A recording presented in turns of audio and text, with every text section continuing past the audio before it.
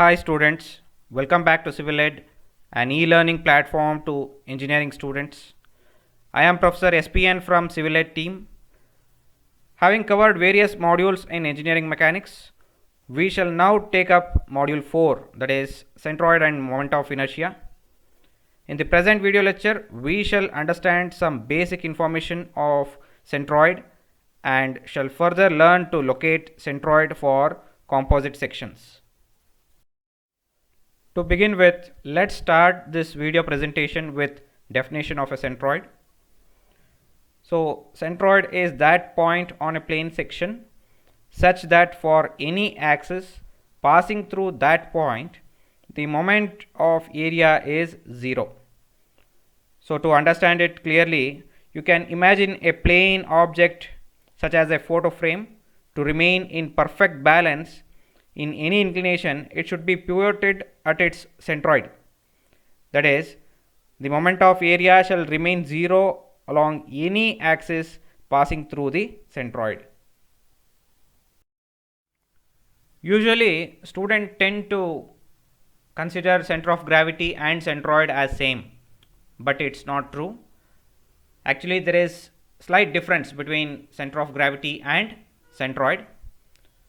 So, by center of gravity, we mean that it applies to bodies with mass and weight, and centroid applies to plane areas only. Okay, so this is a clear cut difference between center of gravity and centroid.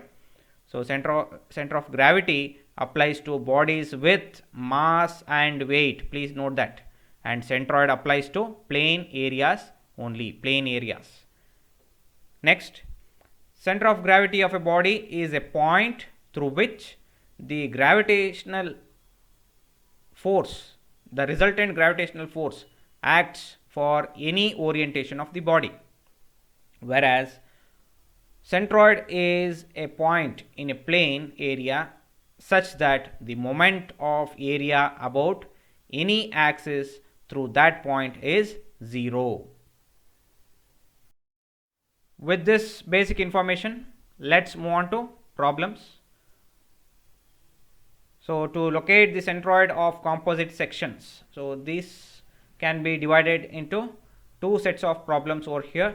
So, first set of problems will be like composite sections having axis of symmetry. So, axis of symmetry means there is a axis which will separate the entire composite section into two equal halves, and each half is a mirror image of the other. Next, composite sections not having axis of symmetry. So, that is the difference. So, these two different types of problems you will be solving under to locate the centroid of composite sections. To begin with, we have this problem number 1. So, you are asked to locate the centroid of the shaded lamina shown in figure. So, this entire thing is a lamina, and only the shaded portion centroid you are required to find. This orange colored shaded portion, you are able to see this. So, this shaded lamina's centroid you are required to find. Further, if you observe this shaded lamina carefully, so this is not symmetric, that we can just say by observing this. So, this shaded lamina doesn't have any axis of symmetry, and if you divide it through drawing an axis, it will not resemble the same on either sides. So, you say this problem is under the category of non-symmetric composite sections. Okay. So, now if you observe keenly, this is a square lamina within which a shaded portion is removed. So, within this square lamina, what do you have? We have a quarter circle and a triangular portion. If you delete this quarter circle and triangular portion from this entire square area, then you remain with this irregular shaped shaded lamina. So, that is what the centroid of this irregular shaped shaded lamina you are required to find. So I'll just choose some reference axis. So I'll just consider the bottommost line and I'll call it as x axis, and the leftmost line I'll consider for y axis. So if you have any axis of symmetry, then you can consider that axis itself as any one of the coordinate axis. In the process of finding the centroid of this irregular shape, I shall consider the problem in 3 stages. In the first stage, I will consider the complete square. That is, the dimensions of the square would be how much? Here we have a quarter circle of radius 150 mm. So up till here it is 150 mm, remaining is 50 mm. So this entire side is 200 mm. So a square of side 200 by 200 again on the other side. So this square portion I will consider in the first stage.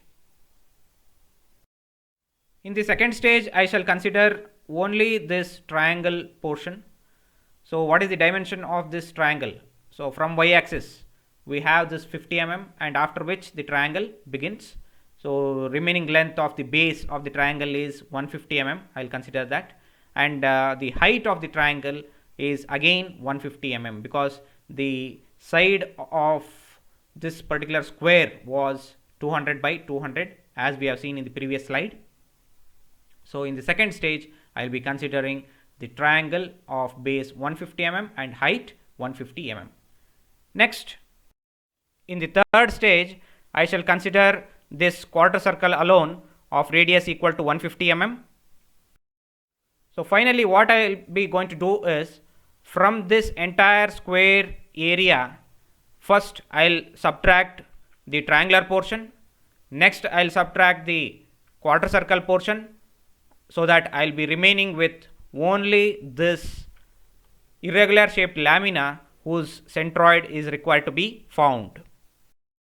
So as decided earlier, I will just start with the square first, for which I will just consider or try to collect some important parameters such as the area, the x and y distance, value of ax and ay. So for obtaining the area, I will just use the simple formula, that is area of square is equal to side into side. To obtain the values of x and y distances, I need to draw the diagonals and obtain the centroid of this particular square. So drawing the diagonals and joining them, the intersection of the diagonals, I will get the centroid of the square, and that I will call it as G1, and distance between the centroid G1 with y axis. So the distance between centroid and y axis, I call it as x distance, that is nothing but horizontal distance, and the vertical distance between the centroid and x axis, I will call it as y. So that is nothing but the y distance. So further I will make these entries, that is calculations. So area of the square I got 40,000, that is side into side, 200 by 200. X distance is distance between centroid to y axis, that is nothing but 200 divided by 2, so 100. Again y is 100, 200 divided by 2, and ax and ay values I have got. Next I will consider the triangle portion.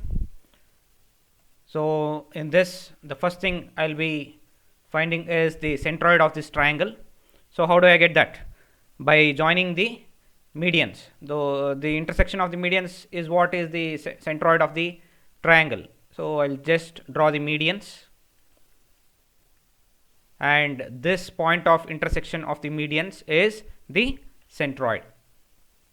That I'll call it as G2, because G1 was the centroid of the entire square. G2 is the centroid of the triangle portion. So now I'll mark the x and y distances. So x distance is nothing but the horizontal distance between the centroid and y axis, that is x. Next, what is the value of x here? So x will be equal to, just measure from y axis up to the centroid, you should measure. So 50 from y axis, you begin 50 plus 2/3 of 150. 150 is the base length of the triangle. So 2/3 of this base length will come to this point. So distance between y axis and up till here, it is 50 plus 2/3 of 150. So that's what is the x value. Next, y value is distance between G2 and x axis. Please note, it is vertical distance. Y means vertical distance between G2 and x axis. So that I will mark it as y, and its value will be equal to, again from here you begin, from x axis, this is up till here it is 50, and up to this point it will be 2/3 of 150. So 50 plus 2/3 of 150 is the value of y. So the other parameters I need to calculate would be the area of the triangle. So that is obtained by half into base into height. Next, x distance, that's what we have calculated. From this value we got 150, and y distance we have calculated, that is 150. Then a into x, a into y, we have got these values. Next, considering the quarter circle, we shall try to identify the centroid for this quarter circle. So the centroid distance x and y for a quarter circle is given by the formula 4r divided by 3 pi. You can observe this. This is a derived formula from first principles. So if you want to look into the derivations, you have to look into our earlier videos. So you may get the derivation of the centroidal distance for various geometric figures. So this is the derived formula. So I'll try to mark this value 4r by 3 pi in this quarter circle. So this is how the horizontal and vertical distance, if I mark, I can just plot that centroid distance, that I'll call it as G3. So what is this horizontal distance? That is nothing but x. So that is obtained by this formula, 4 times r, how much? 150, radius of the quarter circle 150, divided by 3 pi. So that is the value of this horizontal distance, and the vertical distance from G3, I'll call it as y, and that is obtained by, again, the same formula. X and y both have the same formula, 4r divided by 3 pi. So 4 into 150 divided by 3 pi. So along with this, I'll try to get the area of the quarter circle, which is equal to pi r square by 4. So I'll tabulate all those things here. So quarter circle area I have got, and x value, y value, ax and ay values I have got. Next, further moving on, in order to obtain this particular irregular shaped lamina, I shall subtract the triangle portion and the quarter circle portion from the square area. So this is what I have done in this tabulation. So from the area of the square, the triangle area and quarter circle area is deducted, and remaining area is obtained, that is calculated value. The same thing I shall do for ax and ay values also, and finally I have got these values, if you observe here.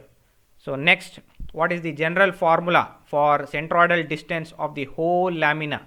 It is given by x bar, that is the centroidal distance, horizontal centroidal distance, x bar is equal to sigma ax divided by sigma a. So that is what you have calculated here, that you can substitute in this formula and you get the value of x bar, which is nothing but the horizontal centroidal distance from y axis. So I'll just show you that in the next slide.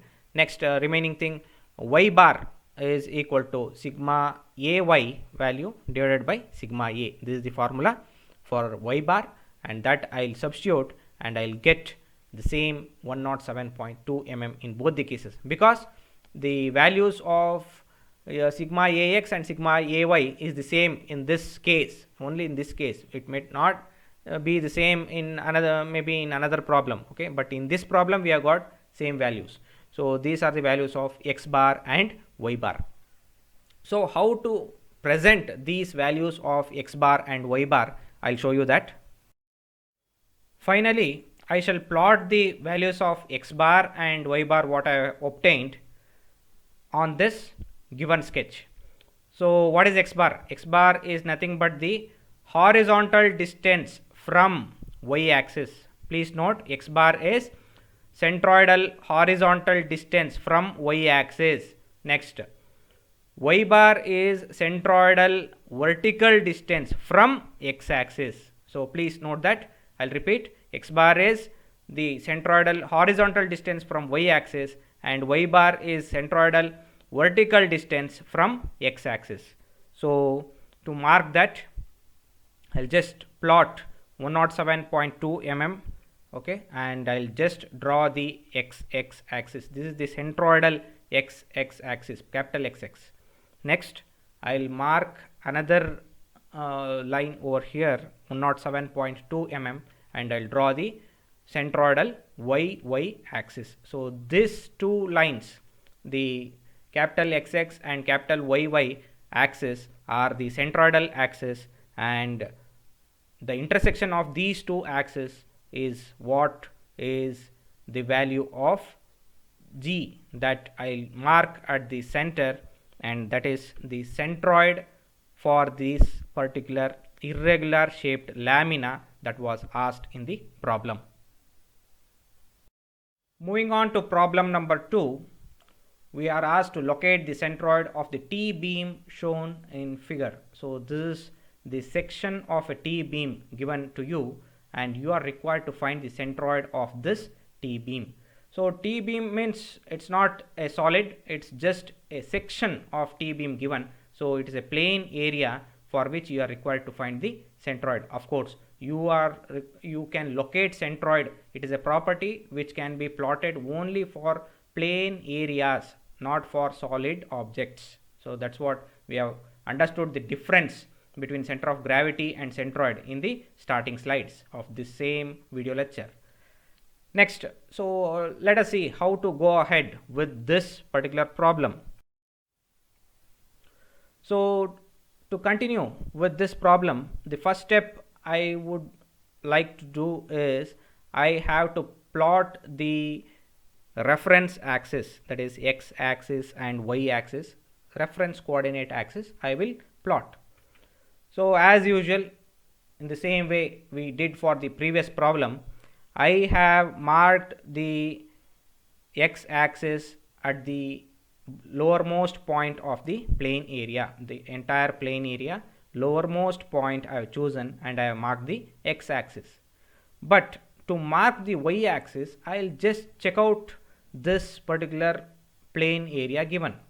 So if you observe this plane area, I can just find an axis for this which can divide this entire plane area into two equal halves, and those two equal halves represent mirror images. That means to say, there is an axis for this particular plane area about which the entire plane area becomes symmetrical on either sides. So the axis of symmetry I'll choose as Y axis for this particular problem. You can observe here, this is the axis which will divide this entire area into two equal halves, and each half is a mirror image of the other. So that's what is called the axis of symmetry. Now to solve this problem, I shall consider the entire plane area in three stages. In the first stage, I will consider the topmost rectangle. In the second stage, I will consider the rectangle that is intermediate, and in the third stage I will consider the square, and then I will try to solve the entire problem. But one thing you need to bear in mind, this entire plane area is a summation. No, there is no deduction to obtain this particular T-beam section. You need not deduct any part. It is completely summation. Please note that point here. So first I'll consider the topmost rectangle of the T-beam section. So now the first step is I need to mark the centroid of this rectangle that measures 1000 mm by 100 mm. So this rectangle centroid I should mark. How do I mark that? By joining the diagonals exactly at the intersection of those diagonals. I get the centroid point for this rectangle. So the distance from the centroid G1 to x-axis, that vertical distance, you call it as y distance. So that's what I'll mark here. So this is nothing but the y distance, that is distance between the centroid and x-axis. Please note, don't get confused. Y distance means distance between centroid and x-axis. So that is, y is always vertical distance. Yes. So next I'll just fill in this tabular column for all those required values. So rectangle number 1, so the measurement is 1000 by 100, that is length into breadth, and this is the area I'll get. X value is 0. Y, what is x distance? X is nothing but, please note, x is the distance between the centroid G1 and y axis. Where is the y axis? Y axis is passing through G1, so you don't get the value of x over here because it is the horizontal distance between y axis and G, so that is 0. Next, y is vertical distance that you got, so 650. And how do you get 650? From x-axis you measure from here to here 250 plus 350 plus 50, 100 divided by 2 plus 50, up to this point from x-axis it is 650. That's how you get the value of y over here.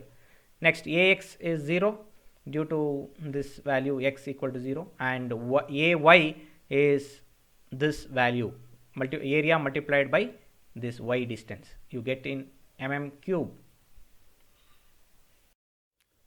Next, I'll consider the intermediate rectangle that is measuring 150 mm by 350 mm. So this rectangle I am considering, and first step I'll just join the diagonals to obtain the centroid. So intersection of the diagonals will fetch me the centroid, that I'll call it as G2, and the distance between G2 and y axis, sorry, the distance between G2 and x axis is what is called the distance y. Please note, again I'll repeat, the distance between G2, that is centroid for this rectangle G2, and x axis is the distance y.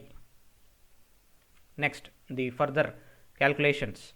So component rectangle 150 by 350 mm, so that's what is the length and breadth of this rectangle, and area, it works out to be this value. X is 0 again, as I told you in the previous case. So again the centroid lies on x axis, so x distance is 0. Next, y is distance from here to here, that is 250 plus half of 350, that is what is the y distance over here. It works out to be 425.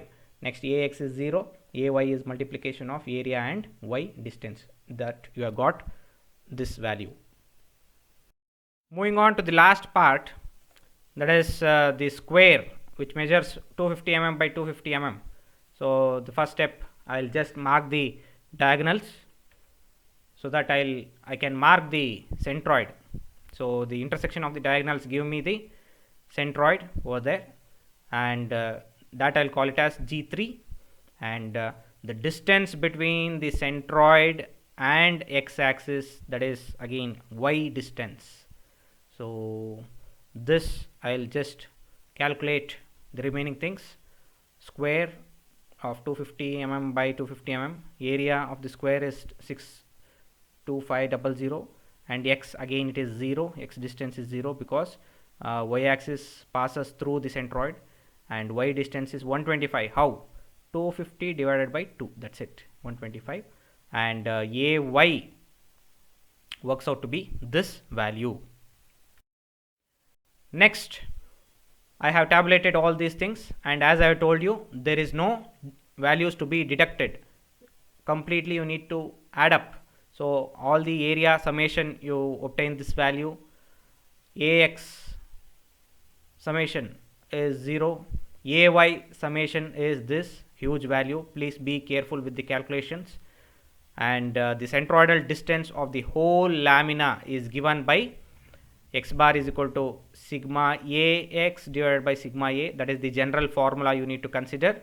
So that works out to be 0 mm for this particular problem, and y bar is equal to sigma ay divided by sigma a, which works out to be 349.41 millimeters. So this is what is the value of x bar and y bar we have got, and let's plot this on the original sketch. So to do that, I'll just consider these values of x bar and y bar. So x bar is anyhow 0, y bar is 349.41 mm. This y bar is nothing but distance of the centroid of this lamina from x axis. So from x axis I will measure 349.41 mm, and from at this level I will draw the xx axis, that is the centroidal xx axis.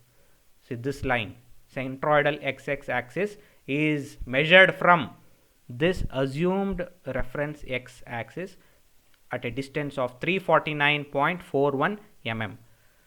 So now next, where should I mark the y axis, that is the centroidal axis y? Where should I mark? Of course, due to axis of symmetry, the centroidal y axis acts at exactly at the axis of symmetry itself.